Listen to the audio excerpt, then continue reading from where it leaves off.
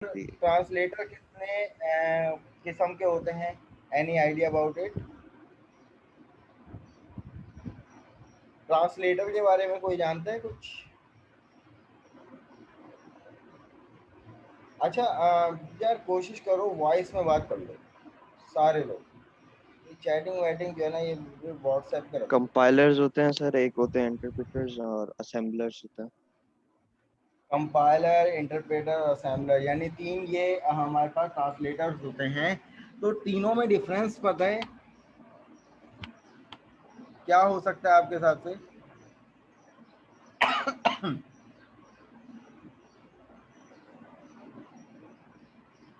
भाई सीधा सीधा डिफरेंस ये हमें समझ में आ रहा है कि भाई ये जो दो कंपाइलर हैं, यानी दो ट्रांसलेटर हैं, कंपाइलर और इंटरप्रेटर, ये हाई लेवल लैंग्वेज के लिए इस्तेमाल होगा।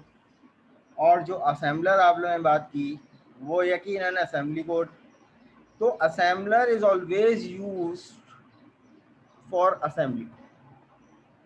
अब असेंबली लैंग्वेज बिल्कुल हाई लेवल लैंग्वेज की तरह नहीं होती, इसका पैटर्न ही डिफरेंट होता है। बट असेंबली लैंग्वेज एक ही तरह की नहीं होती। ये डिपेंड करती है कि भाई जनाब आप कौन सा प्रोसेसर इस्तेमाल कर रहे हो। अगर हम माइक्रोसॉफ्ट की बात करें, सही है, माइक्रोसॉफ्ट के प्रोडक्ट की बात करें, प्रोसेसर की बात करें, तो जनाब वहाँ पर असेंबलर कोई और है। अगर हम लिनक्स की बात करें तो जनाब लिनक्स में हमारे पास असेंबलर कुछ और चल रहा है। अगर हम RISC-V आर्किटेक्चर की बात करें तो वहाँ पर असेंबलर कुछ और चल रहा है। अब हमने अपने मास्टर्स में कंप्यूटर आर्किटेक्चर का कोर्स पढ़ा, तो उसमें जो है असेंबली लैंग्वेज आई तो हम खुश हो गए, अबे यार कोल पढ़ाते हैं कि जो है ना चलो आसानी हो जाएगी। लेकिन वहाँ जो असेंबली लैंग्वेज पढ़ने बैठे वो तो बिल्कुल ही डिफरेंट। क्यों क्यों यहाँ पर हम लोग जो बात कर रहे हैं प्रोसेसर की जनाब, वो है 8086, सही है ना, जो कि माइक्रोसॉफ्ट का प्रोडक्ट है। अब इसके लिए जो असेंबली लैंग्वेज यूज़ हो रही है, जो असेंबलर यूज़ हो रहा है जनाब, उसको कहते हैं मैसम, माइक्रोसॉफ्ट मैक्रो असेंबलर, जो हम लोग विजुअल स्टूडियो में यूज़ करेंगे। ठीक है ना। मैं यहाँ से है वो इस प्रोजेक्ट को भी रिमूव कर देता हूँ। ठीक है जी, न्यू प्रोजेक्ट क्रिएट करेंगे, लेकिन कब करेंगे? अभी थोड़ी देर में करेंगे। तो जनाब यहाँ पर हम लोग बात कर रहे थे कि भाई अगर माइक्रोसॉफ्ट की प्रोडक्ट है, 8086 माइक्रो प्रोसेसर है जिस पे हम लोग काम करेंगे। अच्छा, असेंबली लैंग्वेज भी साइजेस होते हैं कि भाई कुछ जगह जो है वो 16 बिट पे काम हो रहा है, कुछ जगह जो है वो 32 बिट पे काम हो रहा है। जो हमारा जो कोर्स है उसमें ओवरऑल 32 बिट पे काम हुआ होगा। 16 बिट भी हम लोग यूज़ करेंगे, वेरिएबल्स हो गए, रजिस्टर्स वगैरह हो गए उसको समझने के लिए, बट जो एक्चुअल वर्किंग होगी हमारे पास वो होगी 32 बिट पे। 64 बिट जो है वो अभी तक विजुअल स्टूडियो में तो नहीं आई। विजुअल स्टूडियो में मैक्सिमम जो है वो 32 बिट तक रजिस्टर्स चल रहे हैं। अब कुछ कंडीशंस ऐसी आती हैं जिसमें वैल्यू 32 बिट से भी बड़ी बन जाती है, तो जनाब वहाँ पर दो रजिस्टर्स आपस में मिलकर मिल जाते हैं, 32 वो 64 बना देते हैं, और उस वैल्यू को क्या करते हैं? एक्सेस करते हैं, यूज़ करते हैं। ये भी कहानी हमारे पास इम्प्लीमेंटेशन के दौरान आएगी अगली क्लास में। ठीक है। अब इसी तरीके से यहाँ पे बात हो रही है कि भाई मैसम क्या है? भाई माइक्रोसॉफ्ट मैक्रो असेंबलर, जो कि लेटेस्ट वर्जन है। और हम इसको, ये बेसिकली असेंबलर है भाई, ये असेंबलर है जो कि 8086 माइक्रो प्रोसेसर पे चलेगा। अगर हम लोग बात करते हैं किसकी, अब ये एक और चीज़ है, एक और असेंबलर है नेसम, जिसको नेट वाइड असेंबलर हम लोग कह रहे होते हैं। अब ये किसके लिए चलता है? ये लिनक्स के लिए चलता है। और इसी तरीके से गैसम, सही है, या तो आप इसको अलग अलग करके पढ़ लो, वरना हम लोग इसको प्रोनाउंस करते हैं गैसम असेंबलर। तो ये गैसम और नेसम, ये दोनों क्या होते हैं? लिनक्स ऑपरेटिंग सिस्टम के लिए चल रहे होते हैं। तो लिखा हुआ है ना यहाँ पे, two popular Linux based assembler, एक ये और एक ये। तो अब ये तमाम चीज़ें आप लोगों को पता होनी चाहिए कि जनाब कौन से प्रोडक्ट के लिए कौन सा असेंबलर जो है वो इस्तेमाल होगा। और असेंबलर का काम है असेंबली कोड को रीड करके ओबीजे बनाना। ऑब्जेक्ट फाइल बनाओ, सिंपल इज, सही है ना। यहाँ तक मुझे बताओ कि कोई चीज़ जो ऐसी जो समझ में ना आ रही हो जनाब।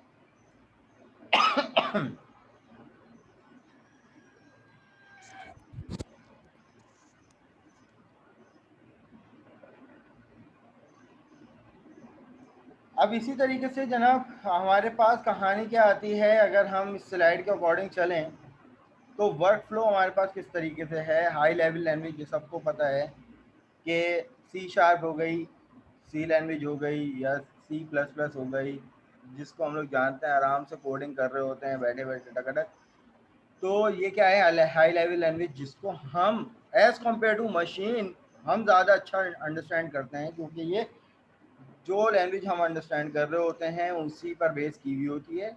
वाइल हमारे नॉर्मल रूटीन में यूज़ होने वाला वर्ड है, फॉर हो गया, इफ हो गया, डू हो गया, या डू वाइल हो गया, वॉट एवर, गो टू हो गया, जंप हो गया, ये तमाम क्या हैं, वो वर्ड हैं जो हम आराम से अंडरस्टैंड कर रहे होते हैं।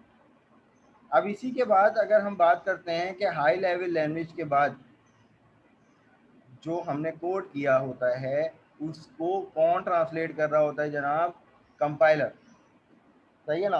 और कंपाइलर उसको कंपाइल कर एक असेंबली कोड में चेंज कर। अब कंपाइलर का काम जो है वो यहाँ पर आ जाता है, ख़त्म हो जाता है। फिर क्या होता है जनाब कि जो असेंबली कोड जो जनरेट होता है उसको कौन ट्रांसलेट करता है, असेंबलर। अब कौन सी हाई लेवल लैंग्वेज है, कौन सा माइक्रो प्रोसेसर है, ये डिपेंड करता है। असेंबलर का काम होता है सिर्फ असेंबली को कोड करना। हो सकता है RISC-V आर्किटेक्चर में बात कर रहे हैं तो जनाब वो उसकी असेंबली बिल्कुल डिफरेंट है। अगर हम 8086 की बात करें तो उसकी असेंबली बिल्कुल डिफरेंट है। इसी तरीके से जनाब यहाँ पर असेंबली कोड को असेंबलर रीड करेगा और OBJ फाइल बनाएगा। अब यहाँ पर एक चीज़ देखो, क्लास जब OBJ फाइल हमारी बन गई, ऑब्जेक्ट फाइल हमारी बन गई जिसमें हमारा सारा सोर्स कोड होता है। अब यहाँ पर दो चीज़ें हैं, यहाँ हाई लेवल को असेंबली कोड में कन्वर्ट करने का काम किसका था, कंपाइलर का था। असेंबली कोड को रीड करने का काम किसका था, असेंबलर का था। अब ये लिंकर के बारे में किसी को कुछ आइडिया है कि लिंकर का क्या काम हो सकता है, एनी आइडिया अबाउट इट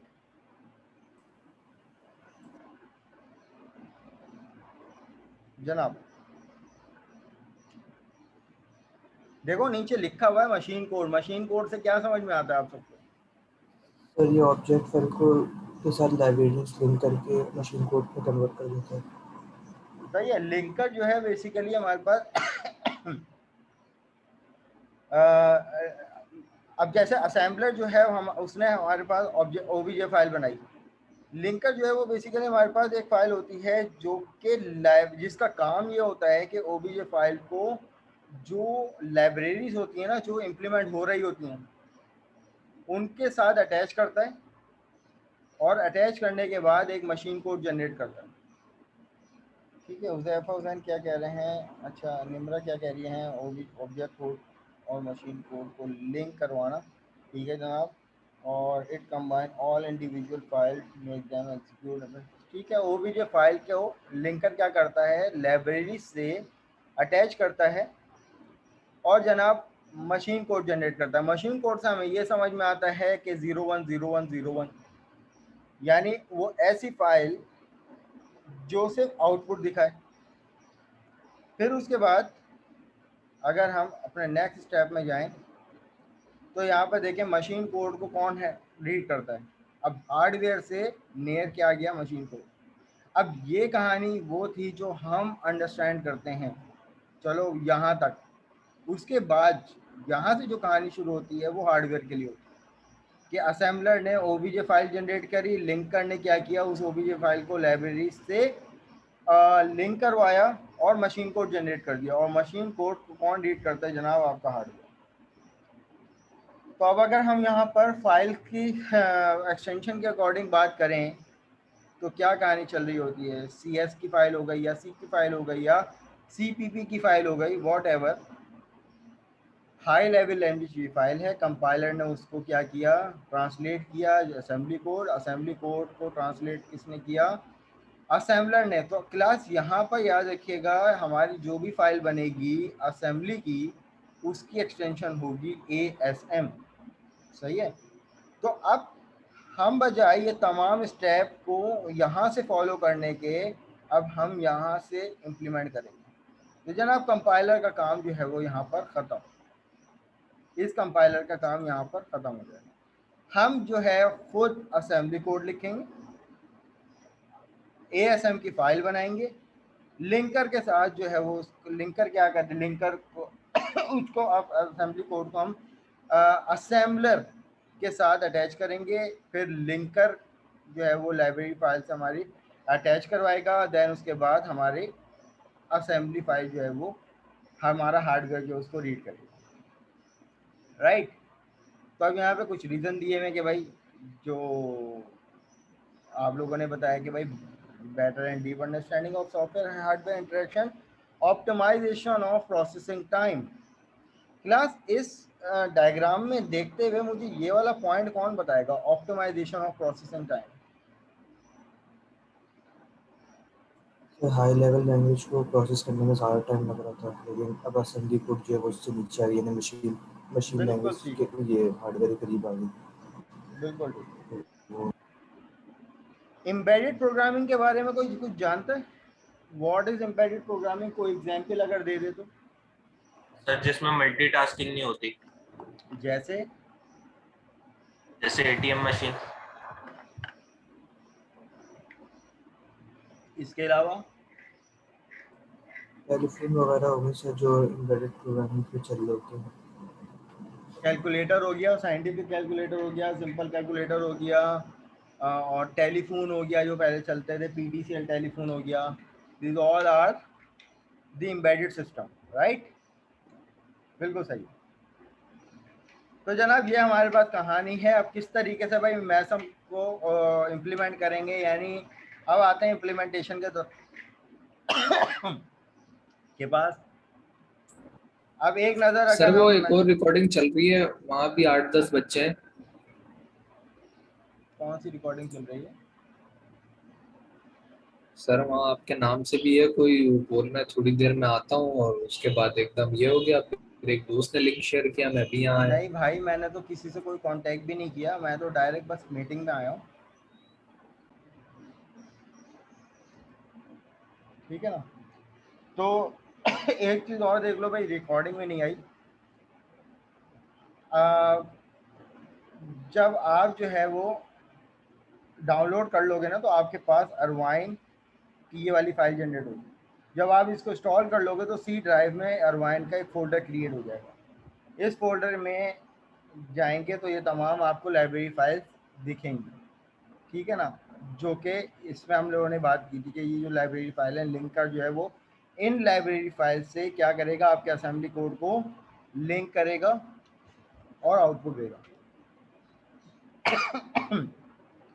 अब आपने क्या करना है, न्यू प्रोजेक्ट करना है, और न्यू प्रोजेक्ट में विजुअल C++ के टेम्पलेट पे आना है। विजुअल C++ के टेम्पलेट पे कंसोल पे काम करेंगे, क्योंकि जब हम लोग प्रोग्रामिंग फंडामेंटल पढ़ रहे थे तो सबसे पहले हमने कंसोल एप्लीकेशन का के मीडियम पे काम किया था, फिर रूप में विंडोज़ फॉर्म पे आए थे। तो इसी तरीके से असेंबली लैंग्वेज में भी ऑब्जेक्ट, यानी आप क्या कर सकते हो, विंडोज़ फॉर्म पे इम्प्लीमेंटेशन कर सकते हो, लेकिन वो एक एडवांस लेवल है। बिगनिंग लेवल हम लोग इस्तेमाल करते हैं कंसोल एप्लीकेशन। तो Win32 कंसोल एप्लीकेशन आप सेलेक्ट करेंगे। उसके बाद जनाब आप यहाँ पर फाइल का नाम, इस प्रोजेक्ट का नाम देंगे। प्रोजेक्ट का नाम फॉर एग्जांपल मैं अपने नाम से दे देता हूँ। ठीक है। और आप इसको ओके कर देंगे। जैसे ही ओके करेंगे कि आपके पास ये वाली स्क्रीन आएगी। इसमें आप फिनिश नहीं करेंगे, नेक्स्ट करेंगे, और नेक्स्ट करके आपने एप्लीकेशन टाइप बतानी है कि आप DLL बनाना चाह रहे हो, स्टैटिक लाइब्रेरी बनाना चाह रहे हो, विंडोज़ एप्लीकेशन बनाना चाह रहे हो, या कंसोल। तो जनाब आप कंसोल सेलेक्ट करेंगे और इसको एम्प्टी प्रोजेक्ट करेंगे। हमें कुछ नहीं चाहिए, बिगनिंग लेवल पे काम कर रहे हैं, और सीधा सीधा आप फिनिश कर देंगे। जैसे आप फिनिश करेंगे तो जनाब आपके पास ये सॉल्यूशन आपका क्रिएट हो जाएगा, आपका प्रोजेक्ट क्रिएट हो जाएगा। अब क्लास देखिएगा कुछ स्टेपिंग जो आपके मैनुअल में भी मौजूद हैं, ये आपका मैनुअल है और ये आपके पास लाइब्रेरी फाइल की डिस्क्रिप्शन दी हुई है कि जो अभी हमने फोल्डर में देखी थी। ये तमाम वही 9 से 10 लाइब्रेरी फाइल्स हैं। इसको भी अभी आते हैं इसमें कि हर लाइब्रेरी फाइल का क्या काम होता है। ये वाला जो स्टेप है ना, ये तमाम ये जो स्टेप्स हैं, ये मैं अभी फॉलो करने जा रहा हूँ स्टेप बाय स्टेप। मैंने पहला स्टेप फॉलो किया, दूसरा स्टेप फॉलो किया, सही है। इसी तरीके से ये तीसरा स्टेप फॉलो किया। ये लिखा हुआ है ना क्रिएट अ प्रोजेक्ट। जब मैंने अफान लिखा तो अफान के साथ मैंने कोई एक्सटेंशन नहीं डाली, ठीक है। सीधा सीधा आप प्रोजेक्ट का नाम दो, इंटर कर दो। Now go the project, right click on the project, select. अच्छा, अब ये चौथा स्टेप मैं इंप्लीमेंट करने जा रहा हूँ। अब आप लोगों ने पहला काम क्या करना है, अभी कोई असेंबली की फाइल क्रिएट नहीं करनी। असेंबली की फाइल क्रिएट करने के से पहले आपको असेंबलर सेलेक्ट करना है। अब मुझे बताओ कि कौन सा असेंबलर इंप्लीमेंट करने जा रहे हैं हम लोग। मैसम। ठीक है, तो हमें सबसे पहले मैसम को जगाना पड़ेगा। भाई उठो, हम असेंबली लैंग्वेज इंप्लीमेंट करने जा रहे हैं। तो आप राइट क्लिक करोगे अपने प्रोजेक्ट पे और यहाँ पे एक ऑप्शन आएगा बिल्ड कस्टमाइजेशन, सही है। कौन सा? Build customisation. आप यहाँ पे इसको क्लिक करोगे तो देखो यहाँ पर लिखा हुआ आ रहा है मैसम। आप इन दोनों पे चेक लगा दोगे, ठीक है, और इसको ओके कर दोगे। अब आपका जो है वो ट्रांसलेटर ऑन हो गया, मैसम असेंबलर ऑन हो गया। अब दूसरा काम आप लोगों ने क्या करना है, ये चौथा स्टेप आपने फॉलो कर लिया कि क्या लिखा हुआ है। Now go on the project, right click on the project and select the build customisation option and select the check MASM and click okay. अब हम यूज करने जा रहे हैं पांचवा स्टेप, सही है। पांचवा स्टेप क्या है, आप राइट क्लिक करेंगे और असेंबली लैंग्वेज की हम फाइल क्रिएट करने जा रहे हैं। राइट क्लिक करेंगे अपने प्रोजेक्ट पे, ऐड करेंगे न्यू आइटम और जनाब यहाँ पर कौन सी फाइल सेलेक्ट करेंगे, विंडोज फॉर्म नहीं, CPP C++ की फाइल। बट इसमें जब आप नाम देंगे फाइल का कि फॉर एग्जांपल file1 डॉट करने के बाद ASM, ये काम आपने करना। C++ की फाइल आप यहाँ पे सेलेक्ट करेंगे और उस फाइल का नाम आप विद द एक्सटेंशन ASM। तो स्लाइड के अकॉर्डिंग आप ये वाला काम नहीं कर रहे, इसको इग्नोर करके हम डायरेक्ट इस पे इम्प्लीमेंट कर रहे हैं। क्योंकि देखो ना C++ क्या है, CPP क्या है, हाई लेवल।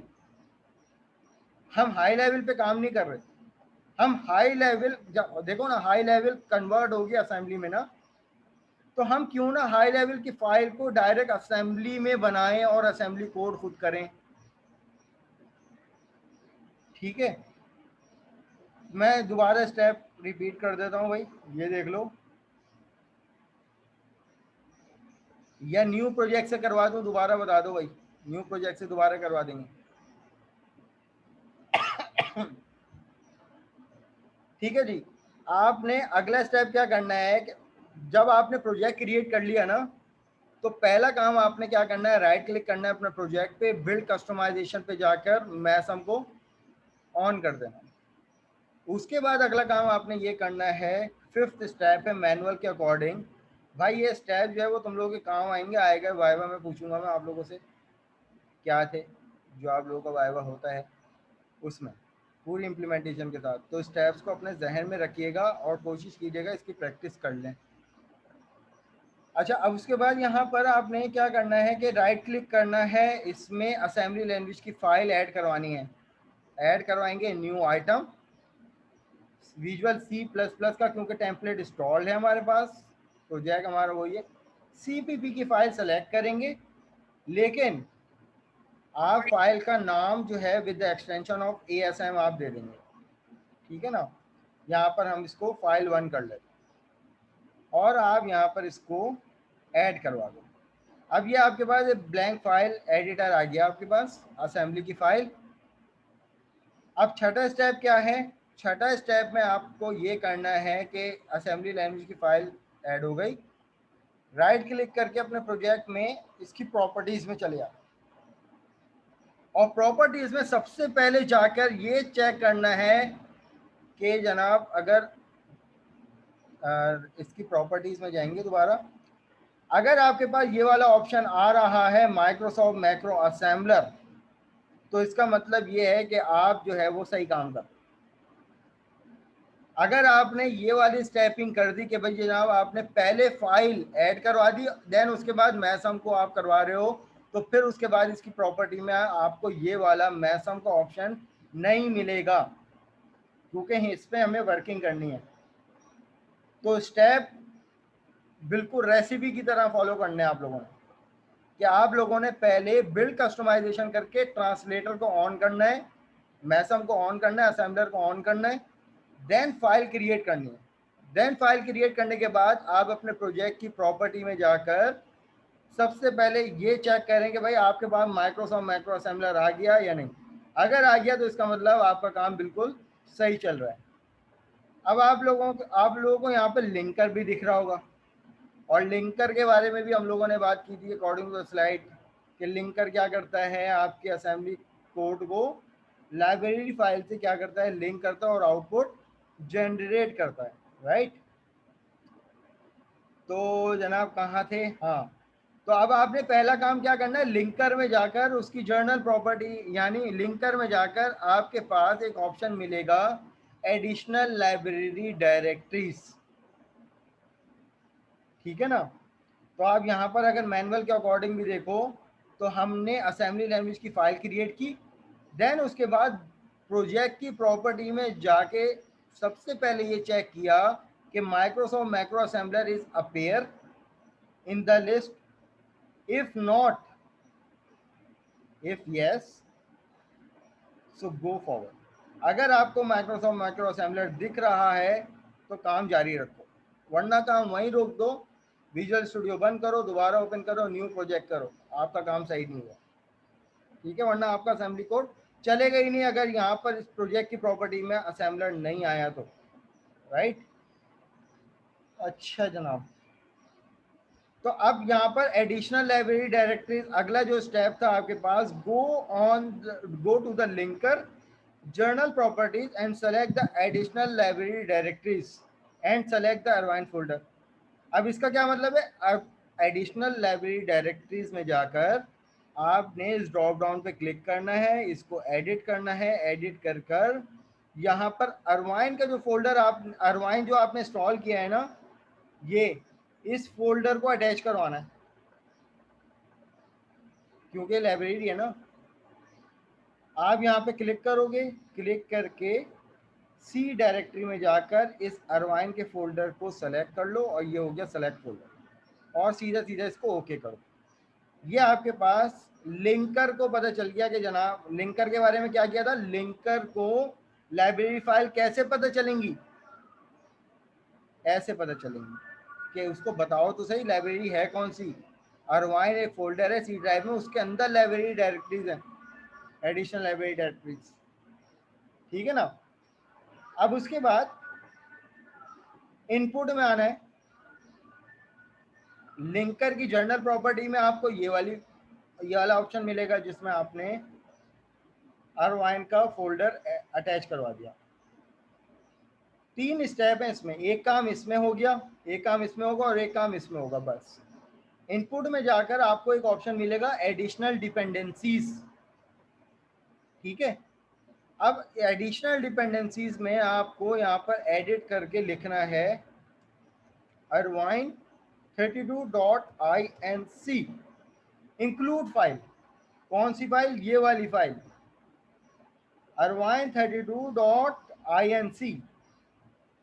अगर मैं यहाँ पर इसकी प्रॉपर्टी में जाऊँ तो इस प्रॉपर्टी में देखो अरवाइन 32.inc इंक्लूड फाइल आपको यहाँ पे देनी है, अरवाइन 32.inc लिखना है। स्पेलिंग मिस्टेक मत कर देना भाई, IRVINE 32 बिट पे काम कर रहे हैं, और इंक्लूड फाइल, और देन ओके।